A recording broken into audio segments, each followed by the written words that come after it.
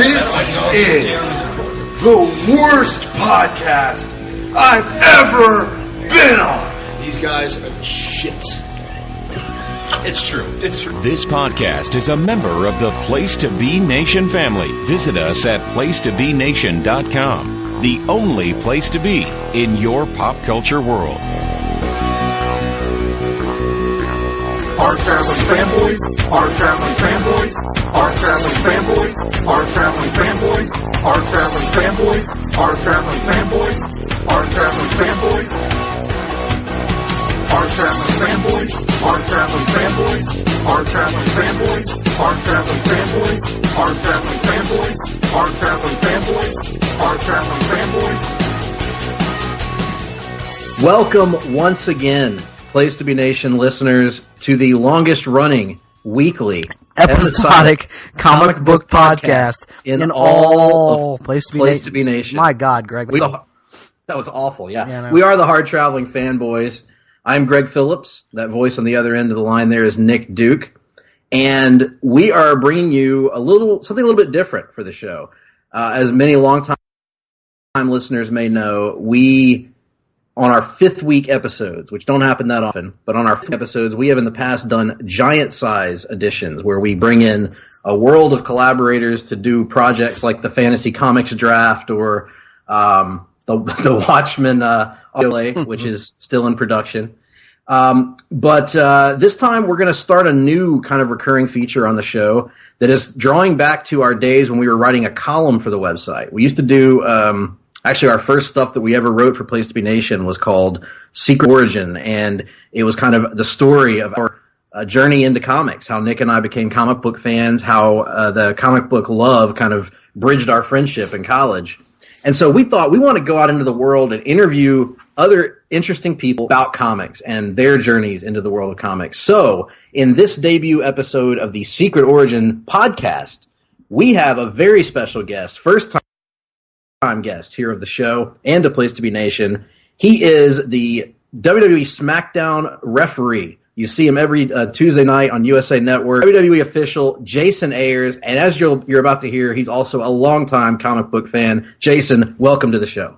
Yeah, thanks for having me, guys.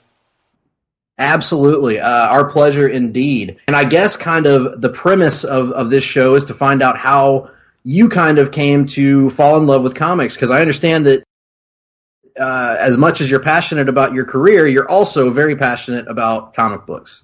Yeah, absolutely. So growing up, I've been in a military family. So we every 2 years, 3 years, 4 years. And when I was a kid, it was one of those things, no matter what school I ended up at or no matter where I ended up in my life, the two things that always followed, I always had something I could connect with somebody on, whether it be first grade, sixth grade, or, even going up into high school, were professional wrestling and comic books. There was always going to be somebody in my class that shared that same, at least one of those, if not both, because there's a lot of crossover between the odds. But there was always going to be somebody that I could just connect immediately with on that. So it was one of those things that just kind of followed me throughout my life, on up to now even. Why do you think there is? I was thinking about that today. Nick and I have talked about it in the past on the show. Why do you think there is such a crossover between comic book fandom and wrestling fandom? I've talked about this a lot with guys in the wrestling sphere and in the comic book sphere. There's a lot. If you think about it, it goes down to it. Professional wrestling, sports entertainment, whatever term you want to use for what what I do in my Clark Kent life, is basically it's a good guy and a bad guy and an issue that they're in conflict over. And comic books, when it boils down to it, it's a good guy and a bad guy and an issue that they're in conflict over. So, I mean, it's kind of almost like comic book superheroes come to life. The tights maybe are a little skimpier and a little less clothing going on, and the combat may be a little more hand to hand and a little less laser beams. But a lot of it's the same same thing, same storytelling, and same kind of tropes to a lot of it. Awesome. Now, and you can jump in here if you want to, Nick. I was just going to say, with Nick and I, our love of comics started kind of similarly, but at different ages. Like for me, I remember being 4 years old and walking, and back in those days, it was when you go to the grocery store and you'd find comics still on the newsstand and at the spinner rack. So I remember Superman number 14 by John Byrne when I was 4 years old. I begged my mom to buy this for me because it had Superman on it. And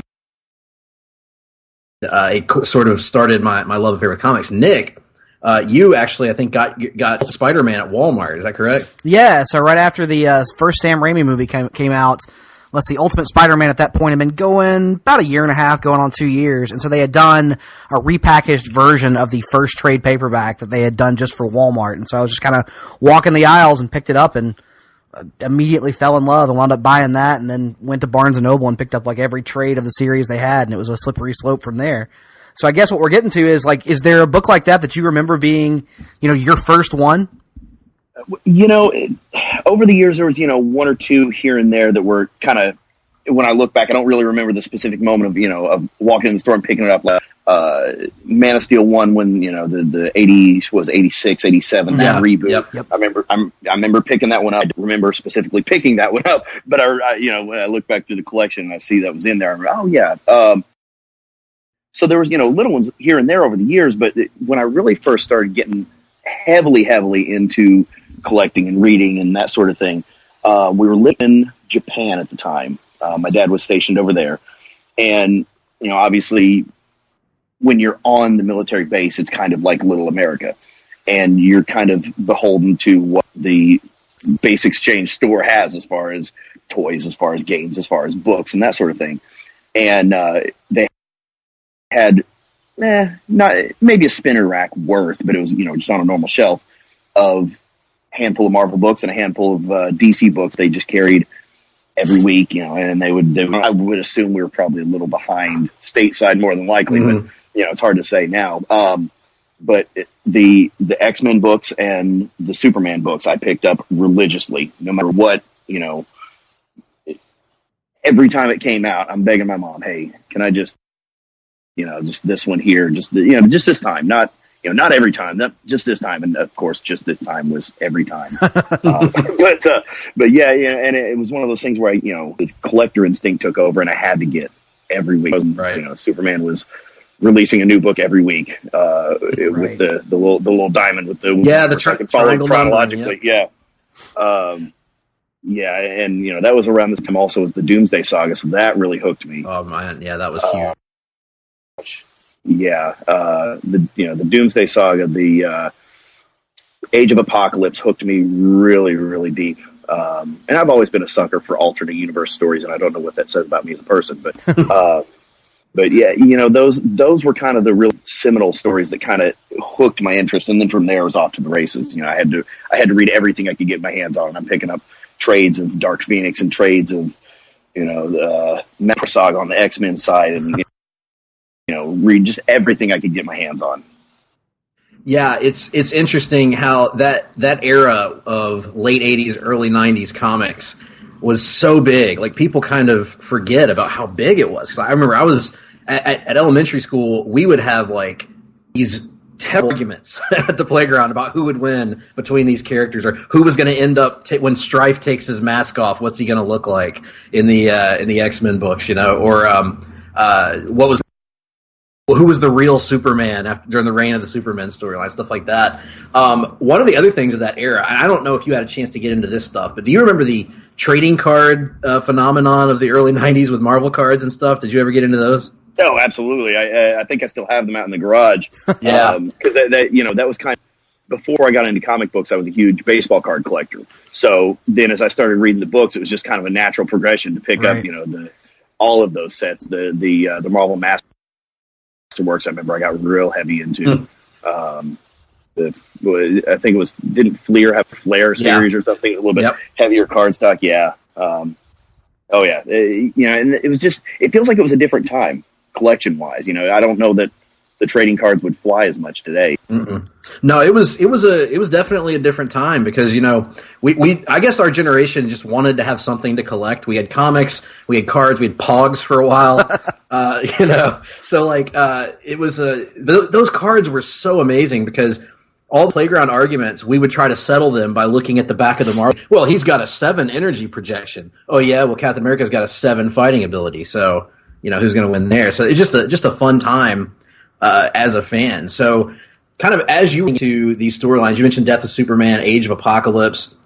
What are some of the stories that have kind of defined your fandom? I'll give you an example from our end. Like Nick and I, we tell the story a lot, but we're huge Jeff Johns fans because we both got into his Green Lantern run pretty long, and it's weirdly sort of forged all these. It made our friendship stronger because we had all of our friends were reading this Green Lantern title at the same time, and so we followed it over the course of what it was years, basically.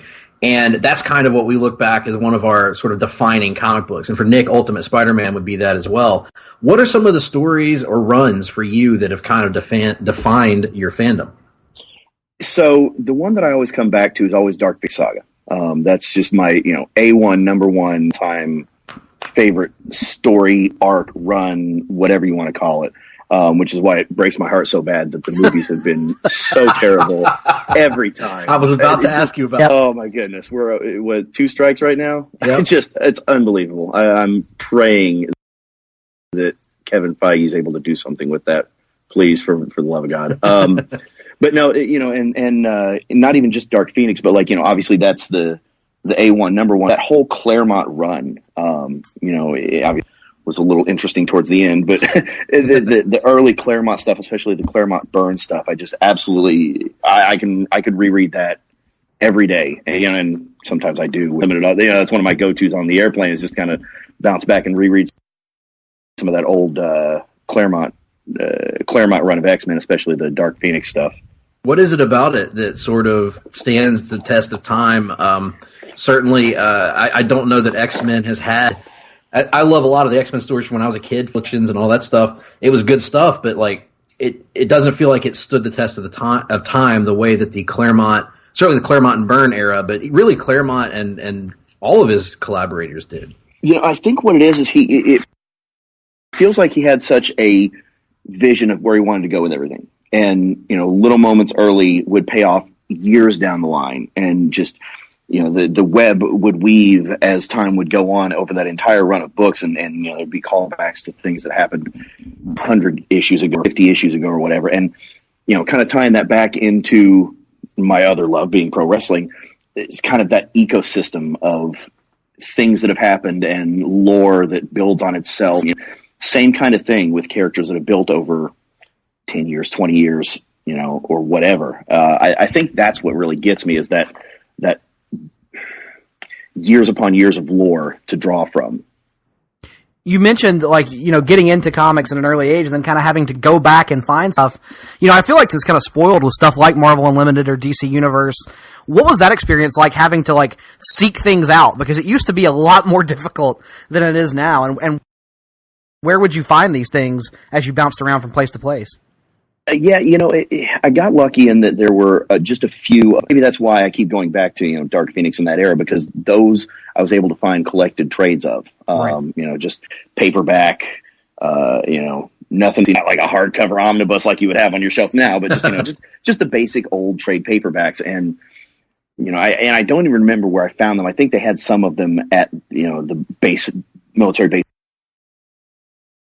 bookstores, and as we got back stateside in later years, but a lot of that kind of thing. So as we're getting older into high school and started getting more into actually being part of the wrestling community and, getting involved in that as a career, which started that my sophomore year of high school. So as that kind of started to take over as the primary, comics kind of went on the back burner a little bit. So, I missed probably most of the 2000s up into the early 2010s, up until Secret Wars, the Hickman Secret Wars run, what really hooked me back in. And it's, just since, which is 4 years ago now, 4 or 5 years. It's been just a mad dash of, people talk about, well, this run was awesome. Okay, well, Marvel Unlimited, go gadget iPad, and let's read that one. And, just kind of catching up on all the stuff that I feel like I missed over those years, almost as a disservice to myself, just because of the nature of life. Yeah, no, that makes plenty of sense. the Nick, I know, is high on that Secret Wars series, so he talks about it all the time as being one of his modern favorite crossover events. So it's cool that it hooked you back in, and made you a fan again. Yeah, you know what's cool about that to me, and I don't know if you feel the same way. It felt like all those side miniseries felt like a love letter to the longtime comic fan. Yep. You know, so like the little, 4-issue Extinction Agenda and 4 or 5 issue Civil War redo, and just all of those. It was like, oh man, these were all the things that to me back then, and now I'm reading about getting new light with a new set of eyes. It was just really cool, and I think that was just the perfect time, perfect storm of everything to hook me back in. And boy, if I ain't hooked back in now. Yeah, that was probably one of the event series in recent memory anyway, with some of the best tie-ins, really. And not all of them were like essentials to the story, but you felt like you said, like you were getting some sort of fan service out of most of them. Like I remember reading, oh god, I read a lot of them. Old Man Logan was great and wound up, spinning off into its own ongoing series. Spider-Man Renew Your Vows was kind of the same thing, and that one definitely felt like a fan servicey love letter kind of thing, where Dan Slott is saying, okay, if you're one of those people who's hated my run because the marriage is, here's just a little bit of fan service for you to kind of tide you over a little bit. So yeah, I definitely love that series as well. It's interesting with that one. I was never a big Fantastic Four fan, and then by the time Secret Wars ended, I was like, I just read a Fantastic Four story, but didn't know it until the very end when you kind of like see the pieces put together. Were you a big FF fan at any point? I never really was. Kind of same thing, and until Secret Wars, and then it ended, and the Fantastic Four went away into Foxland, and. Hi folks, Todd Weber here, the manager. We had a little bit of audio difficulty here, and we dropped the call for a brief moment. We assume that Jason is talking about the Fox film Fantastic Four and how terrible, how bowling shoe ugly it is, and how it derailed the Fantastic Four for years to come in the eyes of the public. I rail about it on my Twitter on semi-regular occasion. One of the few movies I hold a personal issue with. We have not seen it yet. We're actually planning to watch. We're doing a series where we watch worst comic book movies and try to figure out if there was a way to save them. And that's actually the next one we were planning on doing was the Josh Trank Fantastic Four. Oh, you poor guys. I took my son to see it at the Dollar Theater, and I still felt like I got gypped. It was just, okay, let me put it this way. I feel like it would be a good movie, but not necessarily a good Fantastic Four movie. Yeah, that makes sense. I understand that. I mean, I'm somebody that I didn't even think the first Fantastic Four movie was very good. But I heard from almost everybody that it is significantly better than this one. Yeah, I didn't hate the first two. Even the Surfer movie, they were fun. Exactly, they weren't necessarily going to win an Oscar, but they were fun. Yeah, kind of lighthearted. This one was not fun. Yeah, kind of lighthearted and goofy, which captures honestly, kind of the feel of those early Fantastic Four stories that people still look back on so fondly today. You mentioned you have a son. Have you been trying to introduce him to comics at all? How's that process going? I do actually. I've got one's 11, one's 3. The 3-year-old, he's more into his Disney princess comic books and that sort of thing. But my 11-year-old, he really is getting into Miles Morales and some of the younger characters, kind of some of the champions, the Kamala Khans and younger characters for younger readers, which I think is kind of cool. Right. Oh yeah, that's absolutely that's great. I mean, we talked about Nick and I a bunch of times about how comics in the last 15, 20 years had, for as much as they'd catered to audiences like us, they had kind of lost the kids audience a little bit because everything was kind of being written and made for adults. And so I think Miles and Kamala and so many of these young characters that have come up in recent years have reserved an audience that has always been there and wanting content, but they just haven't been getting content for so long. So definitely a cool thing that your kids are able to get into comics in sort of a similar way to what you did. Yeah, it's kind of cool to watch them, and see what they gravitate towards and what about those characters and that sort of thing. We went to see Into the Spider-Verse, and that just absolutely, obviously the art style and, the throwback fan service types of things really hooked me. But then at the same time, watching him with Miles and with Gwen and, those characters. It was very cool to share that moment. Well, I'm glad that you brought that up, because that was actually what I was going to get to next, is talking about outside media, outside of comics. What was your history with that? We've told about how we first saw the '89 Batman movie or whatever it was in our youths that sort of sucked us in. I remember the Christopher Reeve Superman, the first comic book media I remember in my lifetime. But what about you? What outside comic book related media kind of drew you in as a youngster, and what are your favorites now today? Same. The '89 Keaton Batman movie was just incredible for its time, especially, it's one of the few that maybe doesn't hold up 100%, but still holds up pretty well. But at the same time, I think for me, I was more of a Saturday morning cartoon kind of guy. Mm-hmm. So X-Men the animated series was always my go-to. I kind of drifted off a little bit from the Saturday morning cartoons before the Spider-Man animated series, and I feel like wasn't there a Fantastic Four series kind of around that same time? There was Fantastic Four, Iron Man, Hulk, and I think a really bad Avengers show all around that same time. Right, yeah. And I'd kind of drifted off by that time, but, X-Men the Animated Series is one that stuck with me even up till now. It's mm-hmm. one of those that when I can track it down, I'll throw an episode or two on an airplane on a flight somewhere. It really was one of the first shows, live action or cartoon, to approach comic books in the same way that comic books did, in terms of telling long-term narrative storytelling that would pay off threads from earlier seasons. The death of Morph in the first episode, and he comes back in the second season and is like one of the main bad guys. And, that was really revolutionary for the time. I've been watching Saturday morning cartoons since I was a kid, and I had never really seen anything like it. And it drew me in from day one. And to this day, I'm still super nostalgic about it. I'm the staunchest defender of the Jim Lee era costumes that you'll find. Yeah. What about you with that assessment of the show? What was it about the show that kind of makes it stand out? Yeah, definitely. The long-term payoffs, and kind of the same sort of thing as the Claremont run with me there was this ecosystem of lore that's built up over season upon season upon season. But at the same time, what was cool to me was that if you had read the source material and read the original books, it stayed pretty true to most of what happened in stories that it was adapting. And I'm conscious when it comes to that sort of thing. Like I want my movies and I want my cartoons and I want my shows to be pretty faithful adaptations of the source material, which is maybe why I hold such a grudge against the Trank Fantabby.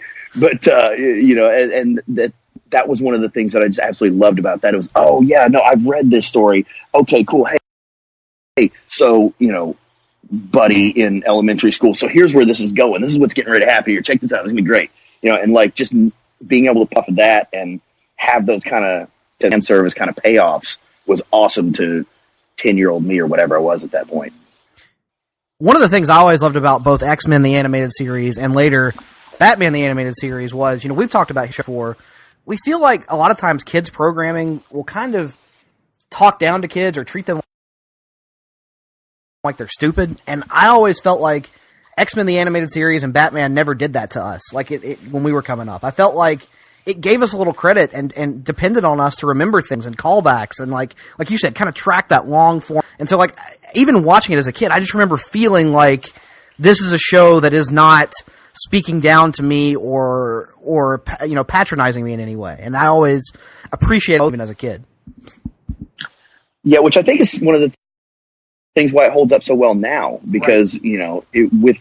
Without that talking down to or patronizing or the G.I. Joe don't burn your hand on a hot burner stuff, like, which for what it's worth it was great for the time, but with the kind of you better not or I'm Captain America and I'm here to save you kitten in a tree or whatever, like without that kind of stuff, with it treating you like a consumer of this media and not just a kid watching Saturday morning cartoons, I think maybe is part of why it holds up so well now for, even the nostalgic adult viewer or, watching it back on Hulu or whatever.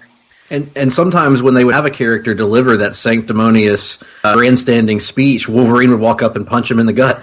So it was kind of nice as a kid to see the flip flop of what I had grown up seeing on G.I. Joe and He-Man and stuff like that. So yeah, definitely, and it influenced shows like Justice League Unlimited years later, which did the same kind of long form callback storytelling, and really reflects the medium. And you drew the comparison to wrestling, and I think that's a really great one. Talk about long form storytelling and this ecosystem of lore, because like I remember as a kid, like you if you like something, you're gonna remember it, and generally when you're a kid. And so I remember, Bret Hart and the British Bulldog wrestle In Your House in December '95. And I'm like freaking out, and my friends are like, "Why are you so excited about this random match?" I'm like, "Well, because they wrestled in '92 and the Bulldog beat him. How's Bret gonna get over on him this time?" It was it's the similar kind of patterns that I think drive us all together.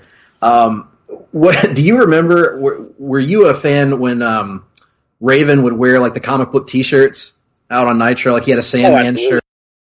I mean, that was so cool. What do you remember seeing, guys? What is your first recollection comics influence into pro wrestling? Obviously, I think the one that you kind of go back to a lot is Hurricane Helms. It was the first real superhero, and it was done kind of for camp and for a little bit more gimmicky, but like it. But it was over as hell. Yeah, right, and getting to know him now and work with him, in the capacity that we're all in now. He's a legitimate huge comic book fan, so he was drawing on. That's why he has the Green Lantern tattoo on his shoulder. So it was done kind of as more of a nod back, or stuff like Rey Mysterio always has something different variation of his gear, especially for the WrestleManias. He always seems to draw on a superhero or from a comic book character or a movie or whatever. I think that was kind of the earliest type of thing. And then, as I started getting into the company after I got hired as a ref in 12, you kind of start to realize that, man, a lot of these guys they're just kind of closet nerds like me that grew up on the same stuff. And it just kind of, draws us all together. Like, I can roll in and, from the props and carps guys to the video guys to the backstage workers to the producers to the wrestlers, and hey, did you read that? Did you read that new House of X? Or hey, did you check out Absolute Carnage? Or whatever's dropping. Like those are the kind of conversations that I'll spend 15-20 minutes just sitting on a road case when I probably should be doing something else. Like that's kind of what I spend my days doing. So, who are some of your favorite guys to rap with about this kind of stuff? So on the roster, I know Cedric Alexander's a big comic book fan. He and I talk a little bit. Mike Rome, the Raw ring announcer, is a gigantic comic book fan, actually, to the point that he and I have talked about some ideas we have for a couple of things. But honestly, a lot of it are the people you wouldn't know. Right. Like I said, like some of the guys that work backstage is one of the props stage carps guys. His name. He and I'll talk comic books, current and old school, and for just hours if we got the time to do it. Just you find people perk up when you're talking with somebody about whatever, whether it be old stuff or new stuff or whatever's going on. And oh yeah, no, what I read that. What do you think about this? Or whatever character they like. Oh, you're a fan too. Oh, that's kind of cool. Okay, well we'll double back to that. But it's more of the roster than not, I think, at this point, at least have a passing interest. What is it right now that is that most people are talking about? Is it House of X? Because that seems to be the topic du jour on the internet. Is it the same way for you guys backstage? It is with me, just because that's what I'm tracking people down to. Hey, okay, so on this, because Hickman book, I want to hear everybody's takes on things and kind of, okay, how did you interpret this and where do you think this is going, kind of thing. That's kind of the big one right now. There's a few guys that I'll talk old school stuff with, because right now, so my big thing when I'm on the road is I like to go to local comic shops or just find in whatever town I'm in, find the local comic shop and let's go back issue digging. So I trying to fill out the Claremont runs and, working on finishing out an X Factor run and a New Mutants run and, those 90s X books, just because there's a finite number to them. So it kind of focuses my digging a little bit, and that's kind of a lot of what I'll talk to a lot of guys about, some of those older school 90s stuff that we grew up on.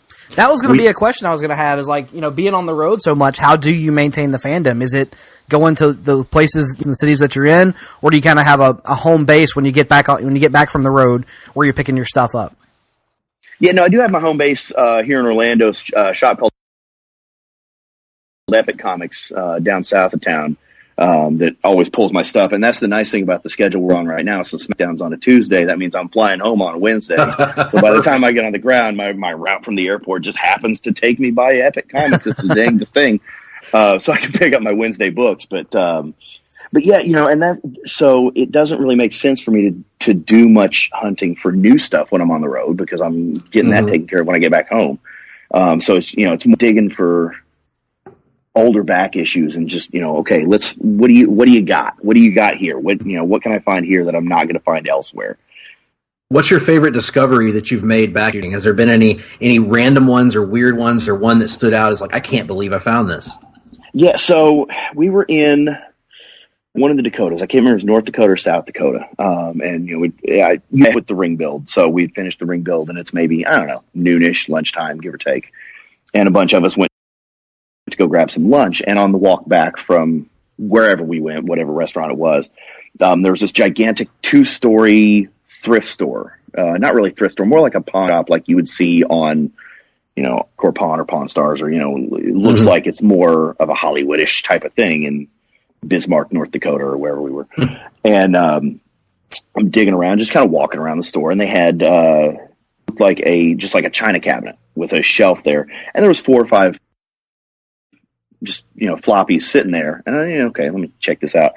And they had X Factor 5 and X Factor 6 both, both the cameo Apocalypse and the full Apocalypse first appearances for like $3. No way. So, yeah, awesome. So that's the thing. Like, you go to some of these thrift stores or pawn stores or whatever, and they don't know what they have. It's just comic books. All right, $2, whatever.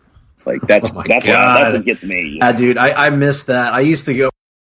When I was in high school and early college, we used to have a lot of. I come from Mobile, Alabama, and there's several, thrift stores and flea markets around town. I used to love going to these flea markets and just digging through their comic book collections and finding and stuff. That's where I found a copy of my very first comic book, Superman number 14, and so it's just amazing when you can find. But that's insane, man. That was an insane bill. But that's part of the joy of it, right? That's the part of the joy of going to these comic book shops. That's it, man. And and the problem nowadays with the proliferation of comic book fandom, thanks to Marvel Cinematic and all the success of all the movies and success in all the other media and the awareness that's brought about of the comic fan, is people know what they got now. It's a lot harder to find those kind of deals and those diamond in the rough kinds of things. Well, let's talk about creators for a moment. Who are your all-time favorite comic book creators? You mentioned Chris Claremont already. You mentioned Jonathan Hickman. Any other names that pop in mind, either writers or artists? Yeah, so Charles Soule stuff I've always kind of dug, and I've kind of gotten to know him a little bit through social media, and I brought him to one of our shows one time. So his Daredevil run was awesome. One of my favorites. Snyder and Capullo's Batman run was incredible. So good. It's another one of those that I'm like, okay, I have to pick up all the trades, keep them on my iPad, and when I run out of stuff to read, I'll go back and I'll reread those. Tom King stuff also, Mr. Miracle and Vision and all those kind of world warping types of stories. And maybe that kind of goes back to what I said earlier about I'm a sucker for an alternate universe. I'm a sucker for just kind of having my mind messed with by a comic, I think. Yeah, no, oh, go ahead, Nick. Sorry. No, you're fine. I was just going to say, the Snyder Capullo Batman, actually the last comic book I read was actually the first of their new Last Night on Earth that is coming out in sort of a prestige format. Really, really good and you want to talk about mind warping? Yeah. It is. I'm still not sure I know what happened, but I know it was awesome. So, oh, go ahead. Sorry. Yeah, I was gonna say, you mentioned, throwing stuff on your iPad constantly or pulling up Marvel Unlimited when you're, or what have you. But you're still picking up print stuff. So how do you feel about the kind of still, I don't know if people are fully embracing the digital transition yet or not, or what are your thoughts on in terms of the readership? So for me, I'm kind of somewhere in the middle. I love the feel of having a physical copy in my hand, but at the same time, it's tough to throw 4 or 5 trades in a backpack and lug it around on a 4-day. So when I'm just for stuff to read, generally speaking, I'm reading it on my iPad. I'm reading, whether it be, whatever I picked up that week, I'm going to immediately pop the codes into my Marvel account and read them on Comixology, and throw the books in a long box and just kind of let them sit there. But, when it comes to collecting runs and stuff, I think it's more almost like an oversized baseball card, of just like them all. Mm-hmm. But as far as, I see a lot more still physical readers, of guys in the locker room that are picking up stuff. They still like to read the physical media. There's just something to open a book and having the feel of the page in your hand. And I don't know, there's just something, I don't know if it's nostalgic or what it is, but even the ability, I think, to sort of glance from page to page while you're holding the book spread open, it's something that's difficult to replicate. That ability, this classic, I think about some early 90s comics, Death of Superman with the giant 2-page spreads. It's kind of hard to get across that level of grandeur when you're not holding it in your hand, even though I read digitally as well. Especially for a lot of our retro stuff that we read. I'll look through Marvel Unlimited or DC Universe, but there's something just about the grandness, I think, of the art sometimes when you hold the book in your hands. For sure, and it really hammers home that, especially like back to creators, Alex, obviously, one of my, I'm not gonna say a life goal, but something that I really want to at some point is to own an Alex Ross original to hang on my wall. Whether that ever happens, we'll see. But it's one of those things when you said an Alex Ross book with the cover, it just hammers home, wow, somebody actually did, this is a real piece of artwork that somebody did by hand and poured their heart and their soul into. It doesn't necessarily come across when you're just looking at it on a screen.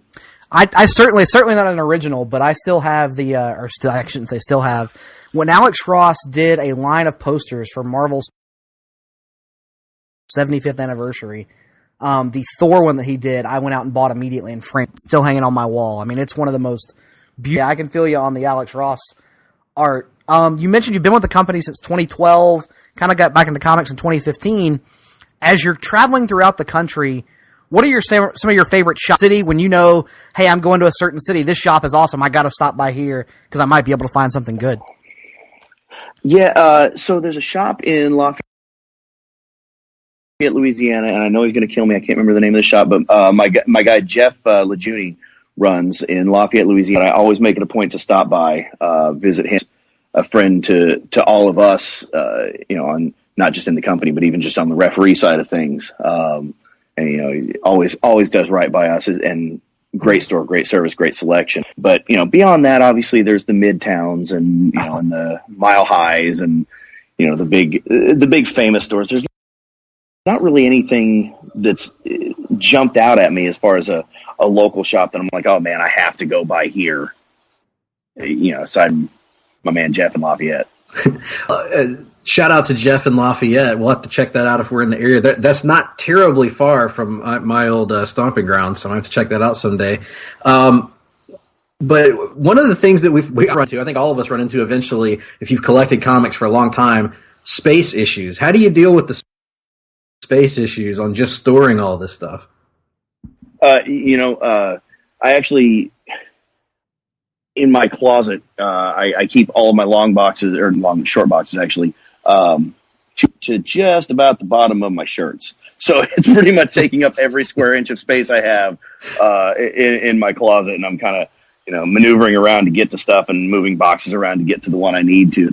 Luckily, space issue has not become an issue as of yet.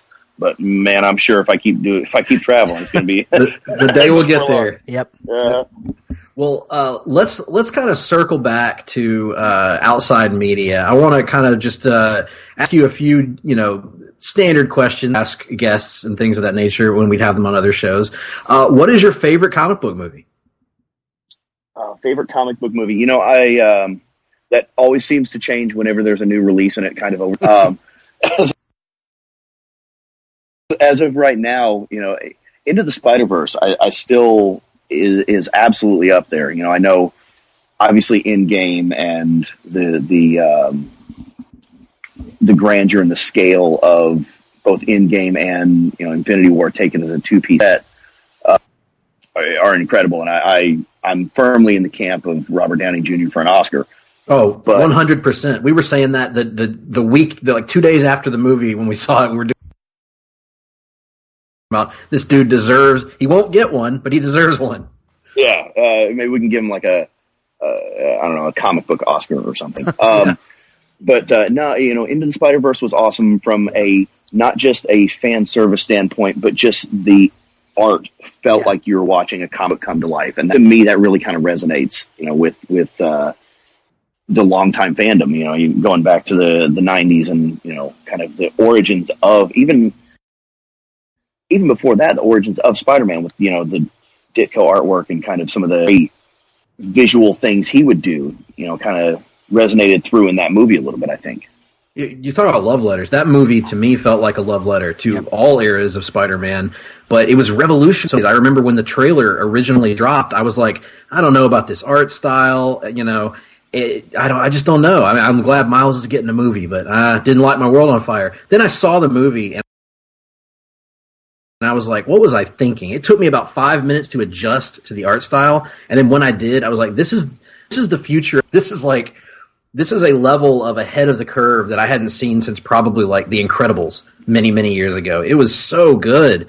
And I'm assuming that's something that's kind of fun to watch with the whole team. Oh, for sure. Yeah, no, like I said, when I went to see that in the theater, I took my 11-year-old with me. My 3-year-old's not quite there for going for a theater going experience, but he's discovered it now that it's on Netflix, and absolutely he loves it as well. He wants to watch the Spider-Man movie with me. And that's another thing with the PlayStation game that came out a year ago now, give or take. God. You want to talk a love letter to the Spider-Man fandom? With all the alternate costumes and throwbacks and callbacks and things in there. But it's so funny when I play that if I play it in the living room as opposed to taking it on the road with me, and my youngest is there with me, he will not let me use any costume other than the classic Spider-Man costume. If I try to throw the Iron Spider or the Armored Spider-Man or something, one of those wacky or whatever, he's like, no, that's not Spider-Man. I want the Spider-Man costume. That's awesome. Sometimes the classic suits are classics for a reason. It's amazing how some of those the 50s and 60s stood the test of time. I made this comment to my buddy Russell Sellers recently about the Flash costume, that they pretty much got it right with the Barry Allen Flash costume, and every time they've tried to modify it, it's kind of had, eventually they just go back to the way it was. With a few little tinkerings here and there. And the same way with Spider-Man's got so many great costumes, but that one just stands the test of time, no doubt. One of the things I loved about Spider-Verse is it did kind of what Jeff Johns did in his Green, which is find a way to serve every fan, no matter who your favorite character was. So with Green Lantern, if you were a Hal Jordan fan or a Kyle Rayner fan or a Guy Gardner fan or John Stewart, he found ways to serve every segment of fandom and show you that all of them had value. Spider-Verse could have just been a Miles Morales movie, and it would have been great. But instead, they also found a way to say, hey, here's Peter Parker, and he's great too. And here's this sort of older, schlubby Peter Parker, and he's good too. And, finding a way to serve all these different audiences. it's really just an incredible thing, and you see that in some of the great comic book runs as well. Were there any comics that you're reminded of when you're watching Into the Spider-Verse? Does it remind you in particular of a run or a comic in terms of its to all these different audiences?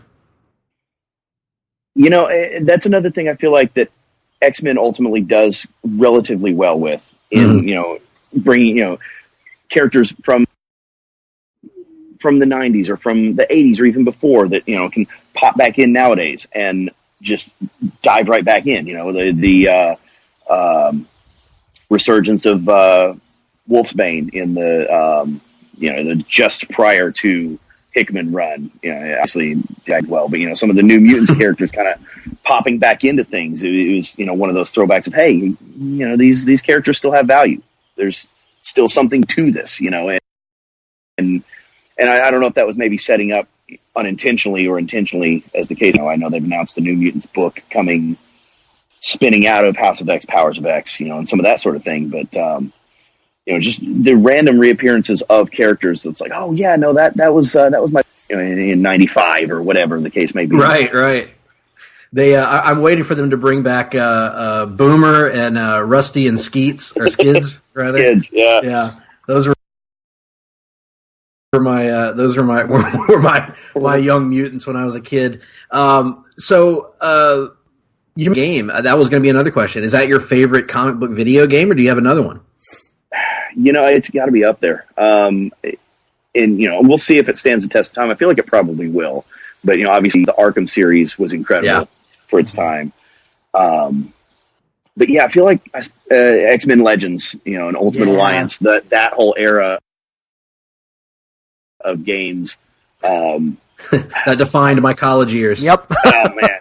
I think Ultimate Alliance 2 may still be the last game I actually did a midnight and stood in line and waited with the with the line wrapped around the block, which isn't really happening for physical media anymore. But. No, not so much. We had the all-night sessions with all the Ultimate Alliance games and the X-Men Legends games. It's ridiculous.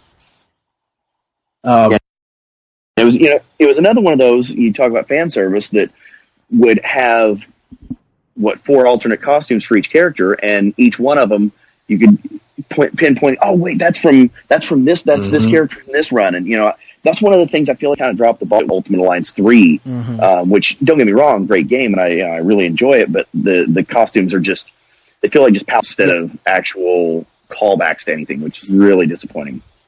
Yeah, And I'm kind of the opposite of your son in terms of, I was that kid that was always wanting the alternate costumes just because they were different. So that's kind of one of the things I enjoyed about the Ultimate Alliance games is that ability to sort of you want to play the brown and tan Wolverine costume or Weapon X costume or the Venom but the symbiote costume for Spider-Man abilities, which would make them feel special. What about the arcade games? Did you ever play any of the classic X-Men arcade game or the Punisher or Avengers or any of those? I did. I played the absolute hell out of the X-Men arcade game. Oh, so good. The others I never really, and again, going back and stuck on a military base, not stuck, but living on a military base, you're kind of beholden to what happened to be at the bowling alley or the movie theater, and they always seem to have WrestleFest and X-Men the arcade game, where that took pretty much all of my elementary years. Yes, and all of your elementary quarters. That too, yeah. Yeah, those and the Simpsons game were like at every arcade when I was a kid. And I'm on the rare occasions I find an arcade now, I never find WrestleFest at any of them, and it kills me. I do find X-Men on occasion. I'm so weird in this because I may be the biggest fan in the world of the Punisher arcade game from the 90s, where Nick Fury is inexplicably the Punisher's partner, and it's a fight, but with the Punisher. So those were fun games. We actually got you to send in a list for our MCU show, where we were kind of putting together a countdown of the MCU movies, the official rankings of all the movies. And while we got you on here, I'll ask you kind of your overall view of the MCU. What are your favorites from the MCU, and where do you see it going from here? What are you excited about moving forward? Yeah, so It's like I mentioned earlier, it's one of those things where pretty much, to me at least, and maybe it's just the fanboy in me, but every movie has been pretty note perfect as far as really capturing the essence of the characters. Even the ones that were about going in, just like, everybody else, obviously Guardians of the Galaxy, I wasn't super familiar with the source material, and obviously there was some changes made to fit the movie, but you come out of like, oh, okay, no, that was pretty dead on to what I expect that to have been in hindsight, or Black Panther, I still think, versions of telling me that whole lore of the character and the entire, kind of getting a full picture of who and where he comes from and what his world's like, and, supporting characters and side view. And now you have this whole other world that you can delve into at any given point of Wakanda, and, as far as where it's going in the future, man, watching those, San Diego Comic-Con reveals come through, obviously on Twitter, because I don't get to go to San Diego Comic-Con. Right. Watching those come through on Twitter is one of those, something new would come across me, like, oh man, I can't wait for that. Oh wait, that's even better. Oh man, that's even better. Oh my God, Blade's back. But like, I feel like each of them kind of has something cool and something different to offer. Loki, I think I'm really excited about that one, because it feels like, just from what I'm reading, that it's almost like Loki but Quantum Leap. Yeah, a little bit of that intrigues me, and I'm curious to see with WandaVision and obviously the artwork that's dropping on that, with kind of the idyllic 50s theme, if that pulls maybe some themes from the Tom King Vision run, or if any of that's in there, I don't know. Bringing in Wanda's advanced palette with reality warping potentially. So exactly, especially going into with her being announced for the new Doctor Strange and the multiverse. I think that kind of thing really, especially with the multiverse aspect added in there, is that how we get Fantastic Four? Is that how we get mutants into the Marvel Cinematic Universe? I feel like there's so many new directions they can go with things. It's a really cool time to be a fan. At this point, could Marvel pretty much make a movie about the most obscene? You would have faith that it would work. I'm looking forward to the Eternals, if that tells you anything. Yes. I think Feige at this point just has the Midas touch that no matter what he gets his hands on, it'll turn to gold. If you're listening, Sony. We, you mentioned all the announcements coming across at San Diego Comic-Con. We're getting ready for the launch of Disney Plus, which is going to have so many. We're in an era where we're getting 3-4 MCU movies a year. DC is cranking out stuff on the CW. Greg and I talk about all the time. We feel so overwhelmed. Where, like, when we were kids, 1 or 2 comic book shows, and you better watch them, because if they, got poor ratings, even if they sucked, you were afraid you were not going to get anything else. Now there's so much; it's almost impossible to keep up. And with you being on the road all the time, how do you pick and choose, and how do you keep up with this like constant deluge of comic book content? And it's weird, the ones that I would have the easiest access to watch on an airplane or whatever, the Netflix series that you can download for an offline watch, are the ones that I'm the most behind on. Because when it comes to the movies, become a thing that when there's a new movie at maybe not necessarily the midnight release, but that 7 o'clock in the evening, the night before pre-midnight release, my oldest and I are going to go and going to dress up, and we're that's just our thing. So I always seem to catch the movies as they come out, but the series, man, it's hard to keep up. And I don't know.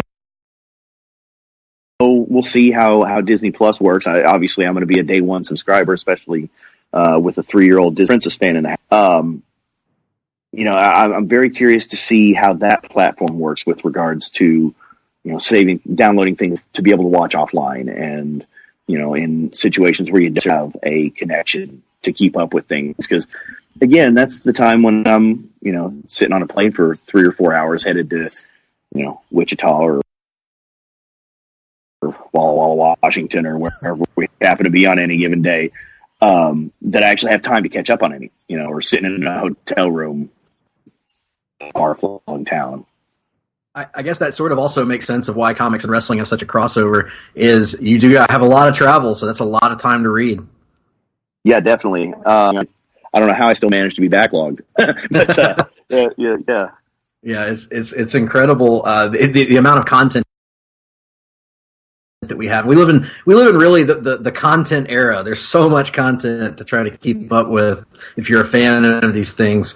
Especially being a comics and wrestling fan, there's just so much out to try to keep up with. It's inevitable that you get behind. Thank God for DVR. Thank God for these digital reading services. Yeah, for sure. And it feels like that's kind of becoming a thing, not necessarily just but almost across the board. There's just such a deluge of content that you have to pick and choose, or you're just going to be overwhelmed. Oh, totally. And we're still discovering gems that we've passed over the years to keep up with the ones that we were kind of focused on about our favorite characters. We just read Garth Ennis's The Boy, which inspired the Prime, and really enjoyed that. And that's a series that when it was coming out, I just flat out said, I can't read it. I'm buying like 4 Batman books and a Green Lantern book every month. It's hard to pick up. But the well, I think, Greg, we would be remiss, in this interview if we did not ask, since he is, such a massive fan of both comics and wrestling. What about wrestling comics? Do we have any of those that stick out in your mind? What are your experiences with the Wild and Wacky Worlds comic books? Man, I religiously bought the WCW comic in 92, 93, whatever that was, and I still have them. I pulled them out maybe a month or two ago. I just moved back from Indiana back down to Orlando to do some work down at NXT, but I pulled those out in the move and just kind of read through them a little bit. I'm like, God, these were garbage, but they were so good, but so bad. What happened? But yeah, no, I do read some of the stuff we put out with Boom. Mm-hmm. We read. I've read a few of those. Yeah, and it was kind of welcome surprise. My son, my oldest, that's another one of the things he started wanting to pick up because he went to WrestleMania in New York with one of our good friends, and they had such a good time that now he's gotten just completely all in on wrestling. Okay. And his wrestling fandom has kind of, overtaken a little bit. So now, when I go to my comic shop, he's like, Dad, can I pick up the new WWE comic? And he picked up one the other day that I actually posted about it. I can't remember if it was on Instagram or Twitter or what. It was there was a special issue from this past year. So it probably came out April, May, somewhere around in there. And it was 2 or 3 stories. One of them, and I don't remember who the creative team was, but was kind of recapping Charlotte and Asuka maybe. And one of the shots in there was based on the WrestleMania match from New Orleans last year, which was the match that I refereed at New Orleans WrestleMania last year. So the panels was, Asuka's face on the one side, Charlotte's face on the other side, and then a comic book version of me holding up the SmackDown how cool. Title. That's awesome. Yeah, so technically speaking, I think I'm Marvel canon at this point. God, amazing! That's fantastic. Well, being that you are Marvel canon now, one day I'm going to have to get you to explain to me the Ultimate Warrior comic. One of the most bizarre things I've ever encountered in all my days. I don't know what happened there. Yeah, I also had The Rock #1, which featured The Rock delivering the rock bottom onto a craps table. Okay. So there were a lot of fun adventures in these random, terrible, and yet terribly awesome wrestling comics. Of course, the WCW comic gave a Cactus Jack and his nefarious plot to attack Sting. There was never a limit what could be done with these. One really I've read, Nick still hasn't read it yet, is Headlocked. I don't know if you've had a chance to read that one. It was pretty good. Oh yeah, absolutely. It's Michael Kingston's books, right? That's right, correct. He's actually a pretty good friend of mine. But yeah, the books are incredible. Actually, read the first 3 trades and then immediately jumped on the Kickstarter for the 4th. Oh yeah, I was a Kickstarter supporter as well. I was blown away by what he was doing. Really so good. And it's really cool that people in the end are helping write some of those sub stories. That's kind of gives it an element of realism that you don't get in a lot of the other books. Well, one thing that as fans, I think is you think about, what if I got a chance to write a comic? Without giving away anything, if that is in the plans, is that something you've thought about? And if so, is there a character that you really would like to write one day? It's something that I've always kind of kicked around as an idea, as maybe when my wrestling days are done, as somewhat of here in 40, 50, 60, 70 years or whatever it may be. And as far as, a specific character, honestly, I haven't really that far ahead. Obviously, as we've talked at length, as much of an X-Men fan as I am, I wouldn't, hate the opportunity to tackle maybe not necessarily the mainline team, because I, don't overestimate my own self-importance, but, maybe a side book or, something along those lines. I think that would be a bucket list moment. I know there's been some precedent for that. There's been a couple of Marvel books that have been written by, I remember Raven did a side story in Spider-Man, I want to say, about Crusher. About Crusher Hogan, right? Yeah, right. And that kind of thing. I think Punk. Drax was. Punk, and he also did a short story in Strange Sports Stories for, I think, a Vertigo book that DC put out a while back. That was, I think, his was like a baseball focused story of some sort, but I can't remember. I remember I picked up the issue, but it obviously didn't leave that much of an impression on me. So what about your favorite? I mean, that's something that kind of goes across fandom. Some people have obscure picks. Some people are basic like me and just go with Wolverine. But who is your favorite X-Man? I always kind of grabbed yes, in my younger years. My second favorite X-Man.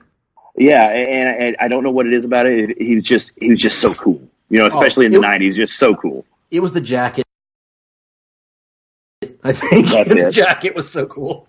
And then kind of in the more gravitating towards, like you said, some of the more obscure characters. So like Glob in Age of X-Man was so much fun. Just some of that kind of. But yeah, I mean, it just kind of, you always kind of end up coming back to your first love, and Gambit's still kicking around. Yeah, I was the. I was the quintessential '90s kid. Wolverine and Gambit and Cable, any of the anti-hero X-Men, I was a big fan of. Team Domino was awesome. Always so many pouches. So many pouches. Pouches and leather and guns that looked like they would weigh 7,000 pounds to even carry them around. Characters would have 8 of them. Hooked from a thin leather strap. Yeah, the calf muscles that were enormous with the really tiny ankles. And no feet. And no feet at all. Just a great time to be alive and to be a comic book fan. I asked you about the MCU thoughts on the Fox X-Men series. I know you mentioned earlier they've been disasters with the Dark Phoenix. Were there any that were good? Did you like Logan, for instance? Yeah, so, the first X-Men movie, I think, obviously, was a really seminal moment for comic book fandom in other media, because it was kind of almost the pre-MCU. A lot of black leather that I wasn't really a fan of, but just showing that these characters, you can put them on the big screen and it's gonna sell. There's a market for it. I feel like First Class and Days of Future Past did at least some sort of justice.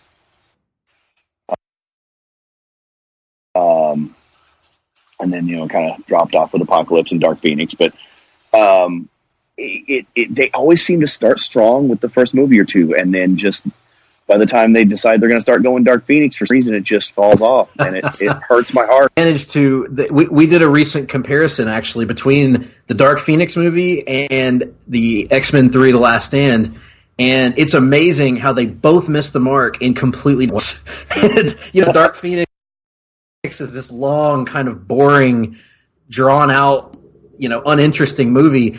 Last Stand has a ton of stuff happening, some of which is good, but it's condensed into what feels like a 20-minute movie where everything goes by so quickly. So maybe there's a happy medium there for Sunday, Kevin Feige, whoever it may be, to sort of make this story work on the big screen. And there's so much that can be done there if you just realistically just stay to the source material. Mm-hmm. At 3, the story is so, I'm not going to say perfect, but it's such a seminal, iconic story that it feels like it would be hard to screw up, and somehow they managed to twice. It feels like they always want to skip steps. Like they want to skip the space stuff, or they want to skip the Hellfire Club in particular, and really can't skip anything to make the story feel as big and as important as it should. Before we let you off here, I did want to ask you a wrestling question as well about your wrestling fandom. I asked you about your first comic book. What are your first wrestling memories? So this one I can answer easily. It was around that same time. We were in Japan, in 1991.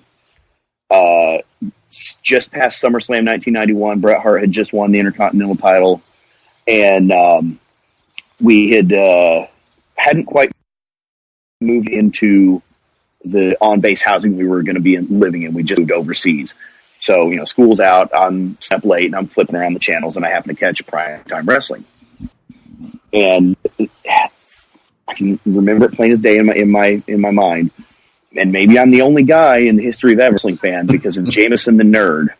Oh my God! But I'm flipping the channels, and there's this just overblown nerd character with a sock hanging out of his jacket and horn rimmed glasses with the tape in the middle, being berated by Bobby the Brain Heenan. Or no, I'm sorry, it wasn't Bobby Heenan. It was IRS. Berating him and chases him off screen and drags him back into the frame, and as he drags him back into the frame, Bret Hart's on the other end of the guy, and then these two guys put down the Nerd and then start brawling over top of the Nerd, and I'm like, this is the greatest thing I've ever seen. I wonder how Bret feels about the fact that not one of his classic matches, but that segment made you a wrestling fan. And then obviously, from there, same thing as with comic books. You start digging in and start, going down to Blockbuster and getting the 2-tape WrestleMania 4 or the amazing viewers, and had to watch everything there was to watch. But absolutely. Yeah, that's the one that hooked me, man. That's fantastic. Those shows were so fun. Like every time I watch Primetime on the network now, first of all, Bobby Heenan was such a genius. It's ridiculous. But just the fun and the whimsy, amazing what would strike you and what you remember as a kid. One of the all of the banter between Gorilla and Bobby, and how you can see Gorilla trying not to crack as Bobby is delivering these vicious one-liners. What a fun time. Thanks for sharing that story. And before we sort of start wrapping up, do you have any comic book recommendations for people? Are there any runs that you think kind of got underrated over the years, or anything of that nature that you think people should check out either on Marvel Unlimited or at a comic shop or wherever they might be able to go? Yeah, so you talk about fun and whimsy, and recent stuff that's been on my pull list since issue 1, Friendly Neighborhood Spider-Man is just such a fun read, and I got the chance to meet Tom Taylor at VegaCon here in Orlando, and just the nicest guy in the world, like fun-loving, kind of jovial sort of dude, and you kind of see that come through in the book. At the same time, they're not afraid to tackle some pretty heavy issues, like here's issue 5 or 6 or whatever, that was the childhood cancer issue. But like just the series from issue 1 up till now, even it's such a fun run, and I feel like people are kind of sleeping on that a little bit. Well, and I feel like part of that is probably because, like, when I hear Tom Taylor, I think I naturally think about Injustice, or I think about some of his, he's kind of gotten this reputation for writing these very dark stories. They're great stories, but dark stories. So to hear him doing this kind of fun, lighthearted Spider-Man is really a testament to him and his versatility as a writer. Yeah, for sure. And what was cool about it for me, at least especially from the first issue that really hooked me, was it leaned hard on the neighborhood aspect than on the Spider-Man aspect. Mm-hmm. It kind of showed Spider-Man and Peter's impact on the world around him and on the people that he meets in his everyday life. And, the bum on the kid walking home from school and the mom coming home from work, and how Spider-Man being Spider-Man impacts their everyday lives. Almost in the same kind of vein as Marvel's, if not necessarily so heavy-handed with it. That's amazing. That's right up our alley. I think both our tastes in comics, and it kind of reminds me of one of my favorite stories of all time. Is actually right after the death of Superman, the funeral for a friend and World Without a Superman era. Louise Simonson, in particular, one of my favorite issues of all time, where you see the grieving around the city. You see Lois going and visiting Clark's parents, or rather, they go to visit her to help her because she's just trying to hold it together and she loses it. And just seeing how these heroes impact the everyday, Bibbo the borrower and people like how the everyday people are affected by the heroes oftentimes can be more interesting to me than the heroes themselves or what they're doing. So that's awesome to hear. I'll have to check that run out. Yeah, for sure. And I feel like those, the trend and those books coming right off of that massive world shattering mega event of the death of Superman, I feel like those kind of got slept on a little bit more than they should have. Agreed. Because like you said, it really wasn't, it was not necessarily fun's the right word, but it was a different take. It was Superman books without Superman. And it almost felt like people were looking at like, okay, all right, let's hurry up and get the guy with the S back. But, if you go back and you read them now, it's different. It's a different kind of take on things, like you said. Yeah. And really great and patient storytelling as well. Sort of giving us we'd just gone through this big action set piece of, I think Nick described it to me one time as essentially one giant action scene for 5 issues. And then you go and you have this sort of, no pun intended, dead period where you're kind of grieving with the characters. So it's definitely a cool approach. Well, Jason, tell the people how they can find you on social media for more comics talk, more wrestling talk, etc. Yeah, for sure. I kind of pride myself on being one of the more accessible guys on social media, which is actually how we started talking, obviously, in the first place. But Twitter, Instagram, Jason Ayers, spelled Ayers. On Twitter, I'm the guy with the blue check. But I love to talk comics, love to talk wrestling, just love to. Look, man, I'm on there more than I care to admit. So feel free to bother me. Yeah, it's interesting. Right now, if you go to his Twitter account, folks, he is wanting to talk House of X. So if you've read House of X and you're ready to talk about some of the crazy stuff that Jonathan Hickman's got going on over there, delve to it, man. You'll find some interesting theories out there on the web. I'm sure Jason would love to chat it up about that, right? Yeah, and especially by the time this podcast drops, I'm sure enough time will have passed so we can talk about that crazy spoiler in House of X2 that I don't want to say anything about in case people haven't read it, but oh my God, what a twist. Like, yeah, hit me up. Let's talk. Fantastic. Jason, thank you so much for joining us. I mean, this is awesome. And we'd love to have you back on again. I'd love to come back, man. Thanks for having me, guys. This is a lot of fun. Well, thanks so much to Jason for joining us this week. Great of him to take time out of his busy schedule to help us out on the show. We will definitely have him back in the future. And in the meantime, you can visit us on Twitter. I am at gphillips8652. He is at nickduke87. That's NICKDUKE, and then the rest of it. 87. And you can also join the Place to Be Nation Comics Facebook page. Just go to your Facebook browser, search for Place to Be Nation Comics, join the club. We have lots of fun discussion there. Lots of fun links as well to new comics content coming out. And, I mean, I have an Instagram account, but I don't use it. I don't think Nick uses his. So I don't go have there. One.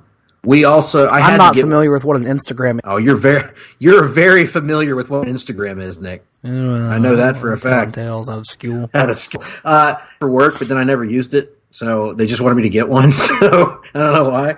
But anyway, it's there, technically. And our email addresses are not there, so don't email us. And you know what? Probably it was time. Yeah, probably so.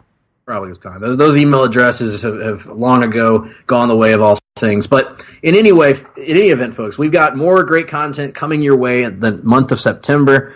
What are some of the things we got coming their way, Nick? So we have another installment of, what are we calling it, Greg? I forgot. I think we changed the name. We changed the name to something else. That Fix It show. That's what I'll call it for now. About the bad comic book movies that we watch. Fix It or Nix It. There we go. We're going to do Fantastic Four, the Josh Trank 2015, I think it was. 15 sounds right. I think that's correct. Fantastic Four movie. We'll be doing an long book hunt on an Unchosen Legion of Superheroes book. Which again, I submit to you, Greg, is a no-win proposition, but we'll get there when we get there. We're gonna get killed no matter what we do. Doesn't matter. If we like it, we didn't like it enough. If we don't like it, it's because we're terrible human beings. There's just nothing we can do here. We're throwing them a bone though. This is I'm gonna put it up to a vote on Twitter of what book we read for this: the Great Darkness Saga or the Jeff Johns Superman and the Superheroes. Because if it's Jeff Johns, there's a better than 50% chance that we'll like it. Right. Not 100%, but a better than 50% chance that we'll like it. But so we're going to put the poll. I'm going to put the poll out there on my Twitter account, gphillips8652. Greg, give you a chance. His poll out there on Twitter. I like to put my wait just a minute. Will you stop? There's a primetime wrestling throwback for you. And we're going to let you guys choose which Legion of Superheroes book that we've never done that, by the way, for long book hunters. We've never put it up to a poll. No, because we don't really care about your opinions generally. No. And frankly, most of you don't have opinions about our show. No, so most of you don't listen to it. But that notwithstanding, quite frankly, we are going to do that, and we'll have other stuff coming your way, too. Of course, we want to remind you that October is Walking Dead month. Oh, boy. Nick has never been less excited for Walking Dead month than he is this year. But it'll be interesting to jump in for a season premiere after not having watched the previous season. Yeah, I'll be just go, oh, things are happening. Who's that person? Who's that guy? How much does this fellow weigh? How much does this fellow weigh? And then in December, why is everyone taking orders? And then you'll probably find yourself asking what I did last year. Why didn't they kill off Rick 4 seasons ago? Anyway.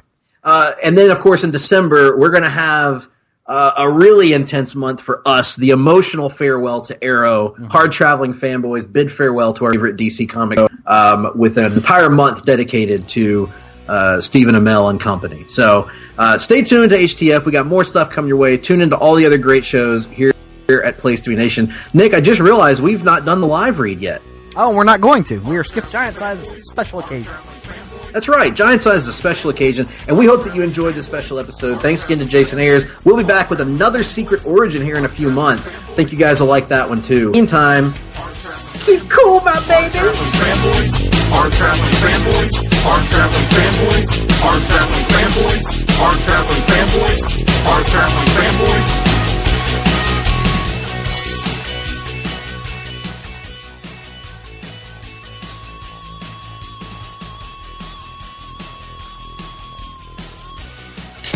Promotional consideration paid for by the following.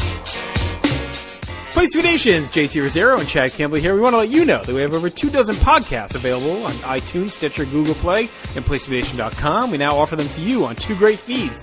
On the Place to Be Nation wrestling feed, we dive into topics running the gamut from today's WWE to the glory days of yesteryear and the ins and outs of the territory days. In addition to our full-length shows, we also deliver to you special pod blasts on topics old and new.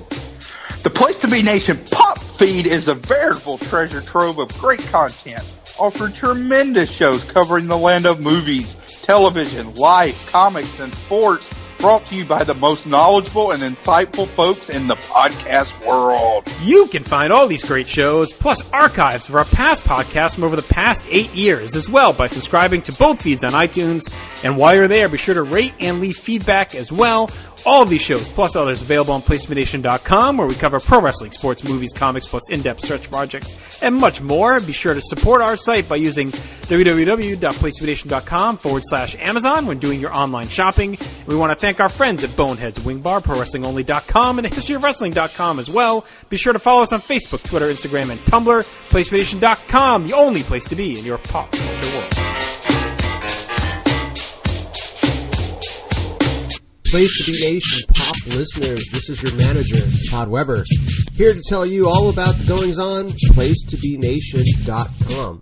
Starting up with our Place to Be Nation Pop podcast feed. Last week, the Hard-Traveling Fanboys reviewed The Boys, Volume 1, by Garth Ennis and Derek Robertson in this edition of the Longbook Hunters. If you haven't checked out The Boys TV show on Amazon, you really should. It is something else. I loved it. On DC4U, our weekly look at DC Comics, Russell and myself conclude Justice League Month with the hilarious hijinks found in the network TV special from 1979, Legends of the Superheroes, The Roast. And then this week we talked about the bummer summer of DC Comics. Delays, people leaving projects. It's kind of a downer thing. But we did bring some optimism in with a look back at Justice League Unlimited. On the inaugural sports edition of Looking Forward, Looking Back, Andy Atherton is joined by the Cowboy Roger Morissette, Scott Criscolo, and Peter Winson to look forward and preview the upcoming NFL season, as well as look back and analyze the most recent seasons of the NBA and the NHL. The Year in Pop returns, with Andy and Scott being joined by George Ribolino, Dr. G, and J. Arsenio D'Amato. Look at all those good fellas, to discuss the news, sports, and pop culture of 1977. On a brand new Sunday Groove, David and guest Andy Helene discuss their personal Desert Island discs. And the Marvel Age podcast is back. We cover 1972. We've got Werewolf by Night, Tomb of Dracula, Fantastic Four, lots of great reading, plus the Kree Skrull War. Facebook users, go to the PTVN's Greatest Song of the 80s tournament, like the page. We are continuing the Greatest Song of the 80s tournament. There's 4 polls a day. We're in round 3. Never Gonna Give You Up is going strong. Sweet Child of Mine probably going to take it all, in my opinion. But like the page, vote every day. It is a ton of fun. Over on the Place to Be Nation wrestling feed, we've got the PTBN Mothership, the Place to Be podcast. JT Scott and Peter Winson take a look at the last Saturday night's main event of 1989. Ben Zani has a football-themed episode of Row 1, Seat 1 with a pair of guests who discuss the New England Patriots and the Miami Dolphins. On episode 3 of Extreme Three-Way Dance, JT, D'Amato, and Jenny run down the entire month of ECW Hardcore TV following the night the line was crossed from 1994. And on episode number 7 of You Don't Know Billy Jack, Drew introduces Jordan to Jumbo Saruta versus Gingichu Tenaru from June 5th, 1989. Lots of 1989. We're also paying tribute to 1994, 25 years. We've got lots of great content and articles, podcasts, lots of stuff talking about that great year in pop culture. Every Wednesday on Place to Be Nation, we've got the most interesting and unexpectedly funny stories on the World Wide Web on Glenn's Weekly Walk. Great collection of links for Wednesday reading. Check out our social media pages and message board at www.bigelow34.proboards.com for information on joining our GWWE pay-per-view and TV Match Ever project. Get in on the conversation today. Start researching your list. Those are due at the end of the year. We'll see what the best pay-per-view match is. I'm going with Steamboat Savage. Thanks again for listening to the Hard-Traveling Fanboys here on Place to Be Nation Pop.